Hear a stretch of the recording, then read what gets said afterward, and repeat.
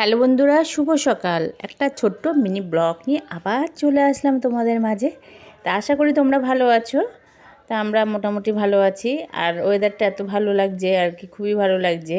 পরে কি হয় জানি না। চা বিস্কিট নিয়ে এখানে বসে পড়লাম জানলার পাশে চা খেতে।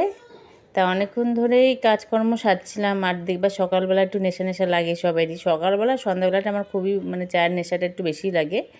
আর মাঝে যদি কেউ আসে তখন একটু খাই, তাদেরও দিই, আমিও খাই। যেরকম কালকে এক দেওর আমাদের এখানে প্যান্ডেলের কাজ করছে কালী পুজোর।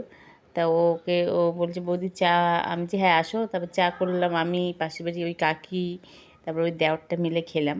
3বার হয়ে গেল। তা এরমই কেউ যদি আসে আমার 2-3বার 4বারও হয়ে যায় অনেক সময়। তা এখন একটু কমিয়ে দিয়েছি চা খাওয়াটা, যেহেতু পেটের সমস্যা আমার। তা যাই হোক, খুব গ্যাস অম্বল হয়।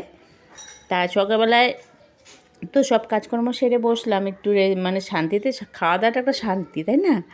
তাই জানলার পাশে বসেছি, জানলার মানুষজনকে একটু দেখিয়ে দিলাম তোমাদের ভিডিওতে। তা দেখো আমাদের রাস্তাটার পাশেই আমি বসে বসে চা খাচ্ছি আর লোকজন দেখছি। খুবই ভালো লাগে খেতে খেতে। যদি আর দুপুরবেলাটা এখানেই বসি আমি খেতে। তা আজকে একটা শ্রাদ্ধর নেমন্তন্ন আছে, যাব। রান্নাবান্না করতে হবে, আবার কটা ব্লাউজ আছে। তা কাজকর্ম করে এই যে ব্রাহ্মণ দাদা যাচ্ছে, আমাদের বাড়িতে পুজো টুজো উনিই করে, সব কিছুই উনি করে। তা টাটা, ভালো থাকবে, শুভ সকাল।